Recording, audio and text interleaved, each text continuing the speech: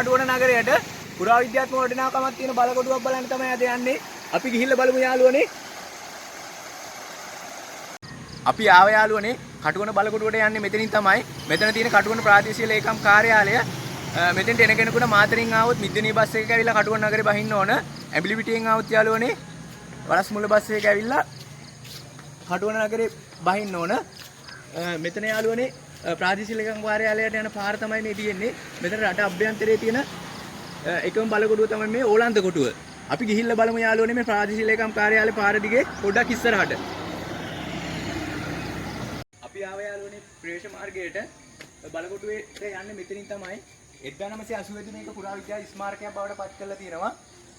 නෙදර්ලන්ත රජයයි ශ්‍රී ලංකාවේ පුරාවිද්‍යා අරමුදලයි මේ පාර ප්‍රතිසංස්කරණය කරලා තියෙනවා යාළුවනේ. අනවශ්‍ය ගොඩනැගිලි ඉවත් කරලා මුණ කුටියක් සහ මේ ප්‍රවේශ මාර්ගයේ විධිමත්ව නිර්මාණය කරලා තියෙනවා. අපි මෙතනින් ඇතුළට ගිහිල්ලා බලමු යාළුවනේ බලකොටුවේ ලොකේෂන් එක කොහොමද කියලා. අපි ප්‍රවේශ මාර්ගයෙන් ඉස්සරහට ආව යාළුවනේ. ඇවිල්ලා මෙතන මුණ කුටියත් එක්ක ඉස්සරහට එද්දි පුරාවිද්‍යාත්මක වටිනාකමක් තියෙන සංරක්ෂණ කටයුතු කරපු පුවරු නිර්මාණය කරලා තියෙනවා. මේක 2007 තමයි ඉදි කරලා තියෙන්නේ. ඉතා විධිමත්ව මේ දොරටු නිර්මාණය කරපුවා, සංරක්ෂණය කරපුවා, ඒ වගේ දේවල් පුවරු වලට නිර්මාණය කරලා තියෙනවා. කටුවන බලකොටුව ඉතා සුවිශේෂී ස්ථානයක් ගන්නවා යාළුවනේ. මේ භූවිෂමතාවය අනුව බලන කල මහා වංශයට අනුව සුගලා දේවියද බලකොටුවක් නිර්මාණය කරන් හිටපු බවට වාර්තා තියෙනවා. තව යාළුවනේ රම්මලේ කන්දේ පළවෙනි විජයබාහු රජතුමා බලකොටුවක් පවත්වාගෙන ගිහිල්ලා තියෙනවා 17 වෙනි සියවසේදී. ලන්දේසින් 17 වෙනි සියවසේදී ලංකාවට පැමිණෙද්දී 1645 දී ඔවුන් තීරණය කරා මේ බලකොටුවක් නිර්මාණය කරන්න කටුවන ආර්ථික වශයෙන් වැදගත් වන නිසා ඔවුන් බටහින්ගේ ආරක්ෂාවට සහ බාණ්ඩ ගොමාරු කර ගැනීමේ අරමුණින් බලකොටුවක් නිර්මාණය කරගත්තායයි ලන්දේසි වාර්තාවල සඳහන් වෙනවා. කටුවන කොටුව යාළුවනේ කඳු 5කින් 6කින් වට වෙලා තියෙනවා. ඒ අනුව රම්මලේ කන්ද, දඩයන් කන්ද, හුලන් කන්ද, හිගුර කන්ද ආදී කඳු කිහිපයකින්ම වට වෙලා තියෙනවා මේ කටුවන ඕලන්ද කොටුව. මේ ඕලන්ද කොටුව යාළුවනේ ඉතා ශක්තිමත් ගල් පවුරකින් තමයි නිර්මාණය කරලා තියෙන්නේ. අපි ඔතනින් උඩහට ගිහිල්ලා බලමු කොහොමද ලොකේෂන් එක කියලා බලන්න. අපි බලකොටුව ගාවට ආව යාළුවනේ. මේක තමයි ප්‍රධාන දොර. එක පිවිසුමයි තියෙන්නේ. මේ ద్వාරයෙන් තමයි ඇතුල් වෙන්නත් පිට වෙන්නත් තියෙන්නේ. ඉතා ශක්තිමත් කළු ගලින් තමයි නිර්මාණය කරලා තියෙන්නේ. හුණුගල් බදාම තමයි යොදාගෙන තියෙන්නේ. මෙතන පිටතින් යාළුවනේ අඩි 20ක් පමණ උසකින් යුක්තයි. ඇතුල් පැත්තෙන් අඩි 10ක් 12ක් ප්‍රමාණයට උස් පහත් වෙනවා. අඩි 150ක් දිග පළලින් යුක්තයි. සම චතුරස්‍රාකාරයෙන් තමයි පිහිටලා තියෙන්නේ. පහසුවෙන් එහා මෙහා කළ හැකි කාලතුවක්කු 12ක් මේ මුළු හතරේ ස්ථානගත කරලා තිබිලා තියෙනවා. අපි ඇතුළට ගිහිල්ලා බලමු යාළුවනේ කොහොමද අභ්‍යන්තරය කියලා බලන්න. ප්‍රධාන ద్వාරයෙන් මෙතනින් තමයි ඇතුල් වෙන්න තියෙන යාළුවනේ. මෙතන තමයි ප්‍රධාන දොරටුව. මෙතනින් ඇතුළට යද්දී දකුණු පසින් ප්‍රධාන අරණිලින්දියාගේ නිල නිවස තියෙනවා. ඒ නිල නිවසට එහා පැත්තෙන් යාළුවනේ බටහින්ගේ නිල නිවස සහ ආයුධ කබඩාව පිහිටලා තිබෙනවා. ප්‍රධාන අරණිලින්දියාගේ නිල නිවස තිබුණු තැන දැවැන්ත වෘක්ෂයක් තියෙනවා. අවුරුදු 300ක් 400ක් පමණ ලොකු වෘක්ෂයක්. ඊට අමතරව යාළුවනේ බටහින්ගේ ආරක්ෂාව සඳහා ඖෂධ ගබඩාවක්, රෝහලක්, ආයුධ ගබඩාවක් වගේම ලිඳකුත් මේ අභ්‍යන්තරේ පිහිටා තියෙනවා. මේ වම්පසින් යාළුවනේ ලිඳ තමා පිහිටලා තියෙන්නේ. ඒ ලිඳට නුදුරින් ඔරලෝසුවක් සහ තවත් ගොඩනැගිල්ලක් පිහිටු බවට ලන්දේසි වාර්තාවල සඳහන් වෙනවා.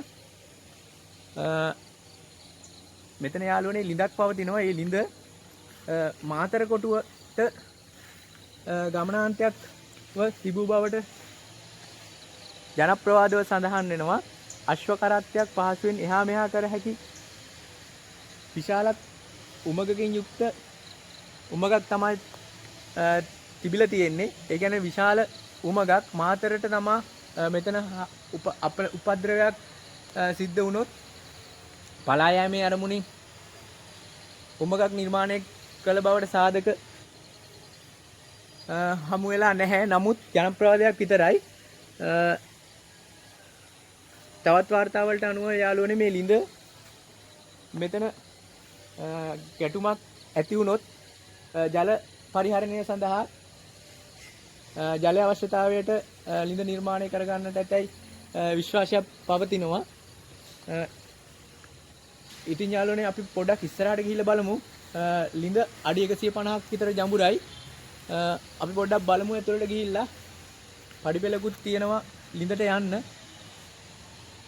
පහසුවෙන් යන්න පුළුවන්. ටිකක් ජඹුරුයි. උමගක් තිබූ බවට නම් සාධක සාක්ෂි නැහැ. මෙතන තමයි යාළුවනේ තවත් ගොඩනැගිල්ලක් පිහිටවල තිබිලා තියෙන්නේ.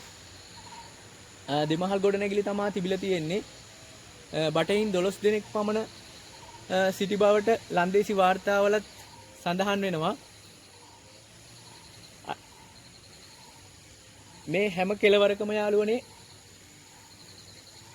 කාලතුවක්කු 3 බැගින් ස්ථානගත කරලා තිබූ බවට තමයි සඳහන් වෙන්නේ. ඊටමත් ලස්සනයි. අපි පොඩ්ඩක් ගිහිල්ලා බලමු ගල් පවුරුඩට නැගලා කොහොමද එළිය පිටුපස පේන්නේ කියලා. අපි බැම්ම උඩ ඉන්නේ යාළුවනේ. මෙතනින් එහා වටේටම යන්න පුළුවන්. ඊටා විශාල බැම්මක් තමයි තියෙන්නේ. ඉතින් යාළුවනේ අපි පොඩ්ඩක් ඉස්සරහට ගිහිල්ලා බලමු කොහොමද ලොකේෂන් එක කියලා බලන්න. එළියට නම් අඩි 20ක් විතර ගැඹුරුයි. ඇතුළට නම් ඔයාලට පේනවා අඩි 8ක් 10ක් වගේ ප්‍රමාණයක් තමයි තියෙන්නේ. ඉස්සර මේක රූක්ෂ කැලයක් තමයි තිබිලා තියෙන්නේ. මේ යන්නේ අපි පිටුපස ප්‍රදේශයට. දැන් තනකොළ වැවිලා ගොඩක් නඩත්තු කටයුතු කරනවා. මේ ප්‍රධාන අලදෙනියාගේ නිවස තිබූ පැත්ත. එතන මහා රූක්ෂයක් වැඩිලා තියෙනවා. එතන දෙමහල් ගොඩනැගිල්ලක් තිබූ බවට තමයි සඳහන් වෙන්නේ. නමුත් කිසිම දෙයක් නැහැ යාළුවනේ. දැන් කාලෙත් එක්ක සේරම නටමුන් බවට පත් වෙලා තියෙනවා. අපි ගිහිල්ලා බලමු යාළුවනේ පොඩක් ඉස්සරහට කොහොමද කියලා බලන්න. මේ බලකොඩුව යාළුවනේ 1761 පෙබරවාරි 8 දින සිංහල හමුදාවන් අතරපත් වුණා. රාජසිංහ රජතුමාගේ අනුග්‍රහය යටතේ තමයි මේකට සටන් කරන්න සිංහල හමුදාව පැමිණලා තියෙන්නේ. සබරගමුව දකුණ ඌව බටයින් එකතු වෙලා සිංහල බටයින් එකතු වෙලා තමයි යාළුවනේ සටන් කරේ. එතකොට මේ මඩුවන්වල දිසාවේ තමයි මූලිකත්වය අරගෙන තියෙන්නේ. මඩුවන්වල දිසාව විසින් මෙහි ප්‍රධාන ద్వාරය පන්නගෙන ගිහිල්ලා මඩුවන්වල වලව්වේ ඔහු ස්ථාපිත කරගත්තයි කියලා තමයි තියෙන්නේ. එය තාම මඩුවන්වල වලව්වේ දැක ගැනීමට හැකි වෙනවා යාළුවනේ. වර්තමානයේ වන විටත් අපි ළඟදි මේකත් බලන්න යන්. ඉතින් යාළුවනේ මේ තියෙන්නේ මේ වම් පැත්තේ පිටුපස එළියෙන් පේන ආකාරය. සිංහල බටයින් යාළුවනේ මෙතනට පහර දෙද්දි උණබට කපන් ඇවිල්ලා ඉනිමන් තනලා මේ පවුරෙන් එහා පැත්තට පනින්න උත්සාහ කරලා තියෙනවා. බටයින් 11ක් මරා දමලා තියෙනවා ඒ සටනේදී. ඉතින් යාළුවනේ මෙතන අපිට පේනවා එහාටම මේ ප්‍රදේශය අක්කර ගණනාවක් විහිදිලා තියෙනවා.